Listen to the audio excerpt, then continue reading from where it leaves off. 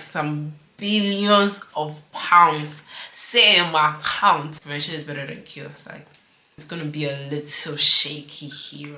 Just living under survival mode in this country.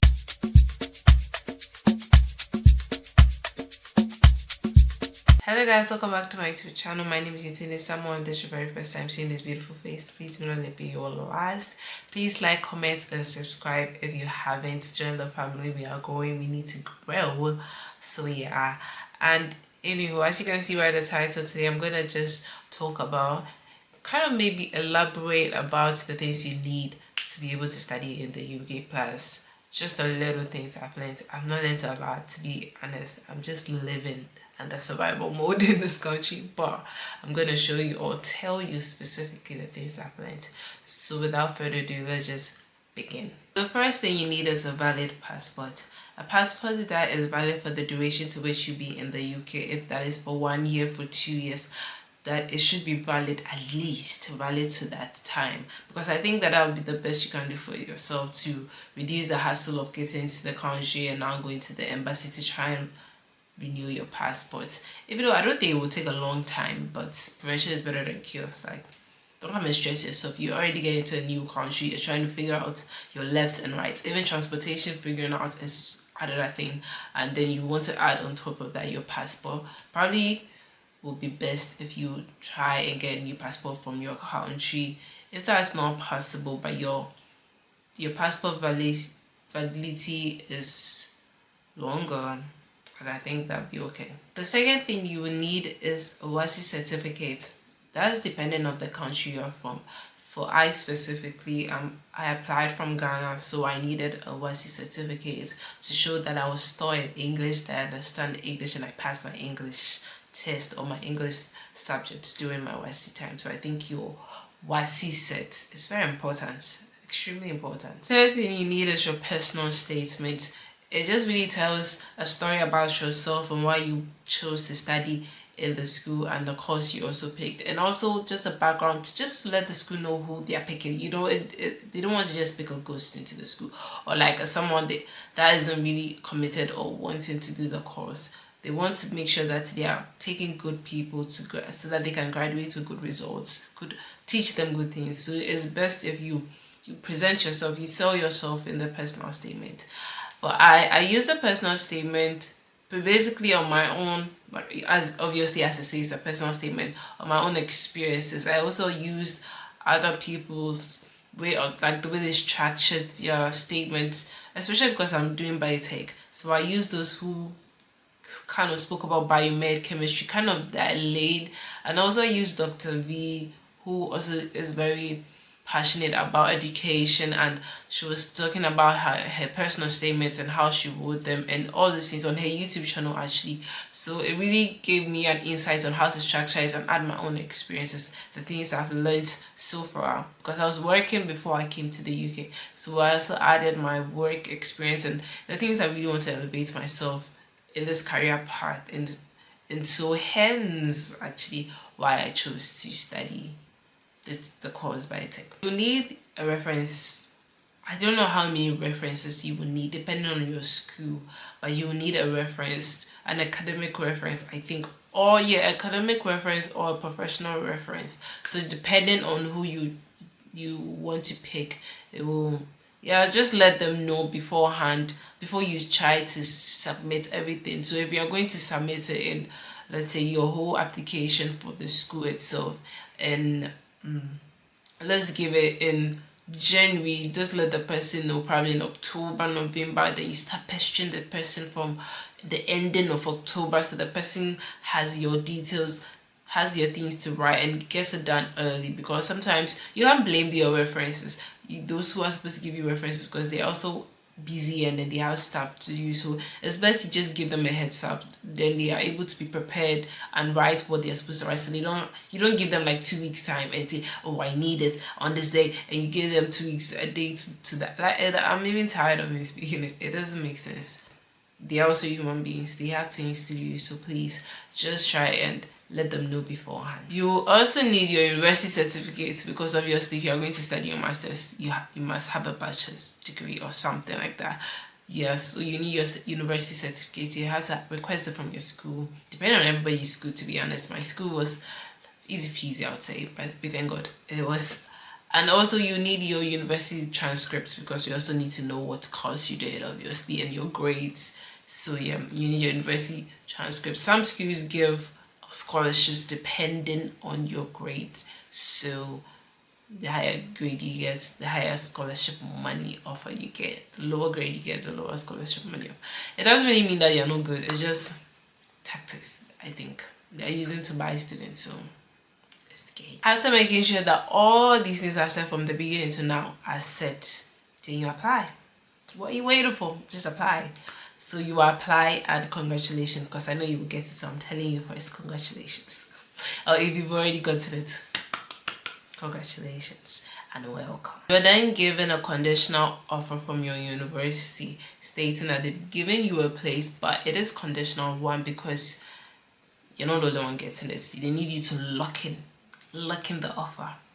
So to lock in the offer, they will tell you, every school has I would say the threshold to which you pay, like the school fees you pay to secure your spot. So when you pay, like some schools are like, maybe, I don't know what the school's range price. I think it depends on your school. So I don't want to give you a fixed price and you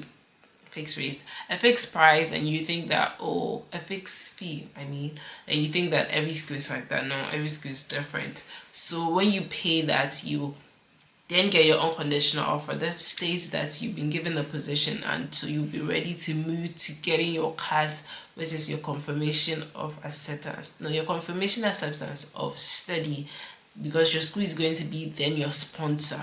That's going to allow you to move from wherever you are. It's going to allow you to move from abroad to the UK. For your CAS, you apply 6 months to your start date. So after you've gotten your unconditional letter, your school will then give you, when it's time for you to actually get your CAS or apply for your CAS, your school will let you know. So if you do not like going through your emails, I plead with you, go through your emails every day, twice a day. In fact, 3 times a day, morning, afternoon, and evening. Just like how you have your breakfast, your lunch, your supper. That's how you should do it. Or how you go through Instagram or TikTok every single day. Every single minute you are there. Be in your emails like that. Because that's where they're going to reach you. They're not going to call you and all those things. They're not going to text you or something like, please be on your email like crazy. Like somebody's going to give you money. Like, be there. Sit there. Time to get your CAS, you have to prove that you can afford or cater for yourself during the duration to which you be in the country, because obviously you don't want to bring people to the country when they become a burden to the country or to your school, then you have to drop out, or that is really not nice. So you have to have like a proof of fund.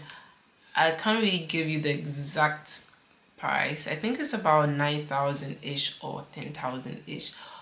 No, it's 9,000 ish for your accommodation and your feeding, and then including your,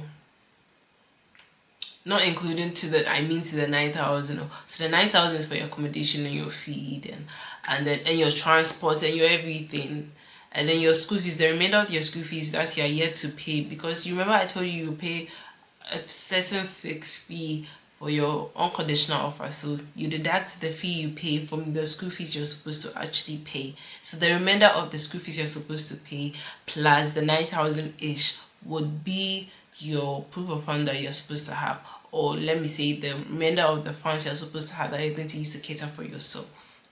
I hope you understand what I'm saying. So this fund must be in your account for a minimum of 28 days.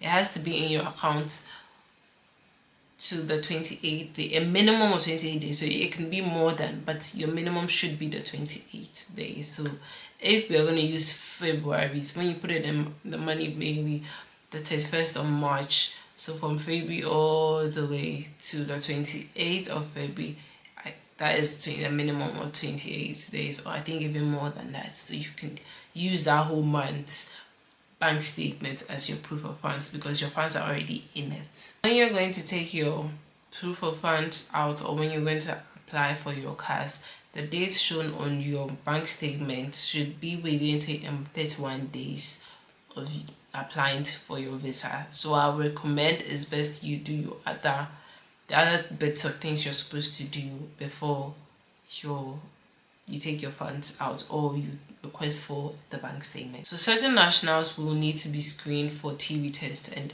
I believe that most of these nationals could, I don't know exactly where they are from, but I think most are from African nations and the West African sub-Saharan parts where I'm from. So we actually have to do a TB test. We have to have a TB test certificate, and it has to be done at a UK approved clinic where they will give you the certificate and everything. That TB test is valid for 6 months, so you have to do your calculations so that you don't have to do it twice, obviously. After you apply for your class, or when your school sends you a class, you're almost done to get your visa, your type tier 4 visa or your student visa. To this part, to be fair, I didn't do it, so that's why it's going to be a little shaky here.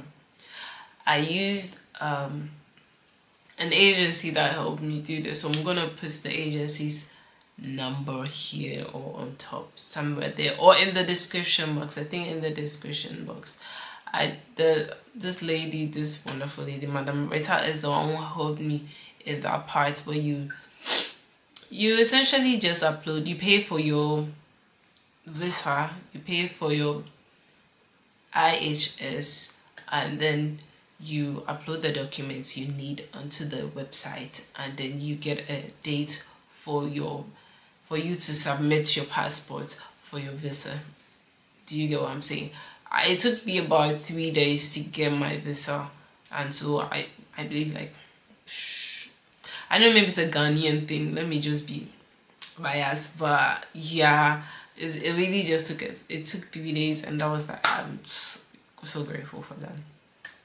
Afterwards, because you've actually done all the stressful part, I think the least stressful part, I would say, is the applying for your visa, because if you have the funds, you can apply for it as fast as possible. You have your CAS, you have your TB test, you have your sets, you have everything you need, so it's not an issue. After getting your visa, or before you get your visa, you can now start looking for accommodations, because unless you have family members that you're going to stay with, if you do not have family members that you're going to stay with, it will be best if you start looking for accommodations. I think to look for accommodations, really, I'm either like the last person to also tell you that, simply because I just typed accommodations in the UK, not in the UK. I'm going to the University of Salford, so I just type accommodations in Salford, or accommodations in Manchester, or student accommodations closer to the University of Salford. And I also got the university limit. It was like a website or something like that had so many schools. I even got someone to help me from the UK here, besides talking, and she really helped me get a place. That's where I'm currently living, which I'm not going to tell you where I'm living, but you get the idea. There's so many student accommodations. Even the school offers a place that's called John Lester or something like that. Yes, John Lester. The only reason why I didn't go there is that I didn't feel comfortable sharing the bathhouse or the washroom with other people. It was not a lot of people, so I just prefer to have like an NSU for myself at that point. Or when I just came, it made sense for me to have an NSU. Okay. And for your flight, I had people asking me if I got a visa for Dubai, and no, I didn't get any visa for Dubai, to be fair. I chose Emirates because it's been a long time dream to go to Dubai, and it was just nice for me to at least work in the airports of Dubai. Even if I'm not going to Dubai, it means I've worked there. So even if I'm adding to the countries I've traveled to, technically I've been to Dubai. Even though I've not gone outside of the airport, I've been to Dubai. Do you get? So you can just use British Airways, but that's the straight flight. But I just wanted actually to go to Dubai. And also, funny enough, I flew with my uncle too on the same plane, so it was like a perfect timing. So I just want to tell you that little thing I learned from Madam Rita during the time of submitting my personal statement. Right now, I don't know if it's really going to be important to you guys, because especially for people coming from Ghana, the pound rate or the cedi to the pound is really good. But that time it was not given at all. It was given trash.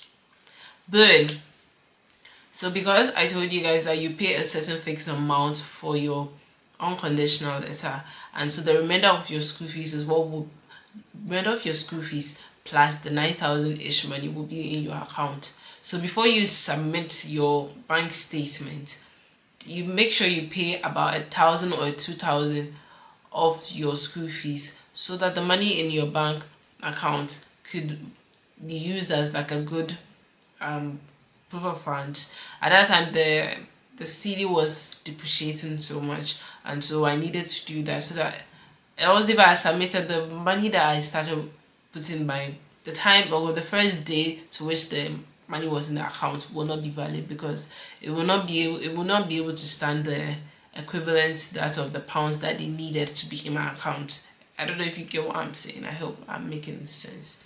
The second thing I wish I knew is that I started in January, because tell me why January people come in January. The January people come in January, break in May, and start their second trimester in September. Guys, calculate May, June, July, August. Please, this 4 months, I could get like some billions of pounds say in my account. Billions of pounds, because you know what I'm saying, you get billions of pounds because you can work full time. You're not even going to be capped working 20 hours. Guys, billions of pounds say in my account. Then that's not all. Then they come back in September, break in December, and in December you can also work full time. Then they start their dissertation in January and they end in May. Guys, if you are watching this, I don't know if you want to still come here, but if you are coming here, if you are thinking that, oh, I'll come in January, don't let anyone deceive you. Say, come in September, come in January. Let me tell you, come in January because you make more money. Obviously, we are not coming just for the money, but you have a more relaxed academic year, because it's not jam-packed like the September people, because the September is crazy. It is crazy. I'm just letting you know. Okay. Guys, it's been a lot of rumbles, a lot of talks from my end. I hope you guys understood. I hope I did not confuse anybody. I hope I kind of gave an answer to some of your questions. If I didn't touch on the questions you were thinking I would, please leave it in the comment section. I would answer. I'm not even going to play around with that. I'm going to give my best answer. Sometimes I don't answer because I'm also thinking of the answer to the question you are asking me, but I'm going to do my best, absolute best, to answer. Even if I have to put this ChatGPT to answer, I will do that so that you guys can get your answers. Okay, thank you guys so much for watching my video. Thank you for liking, commenting, and subscribing. I really appreciate your help. I really want to get to 500 subscribers before the end of June, and I'm hoping that you guys could help me share this video to your loved ones so that I can reach my goal. Thank you so much.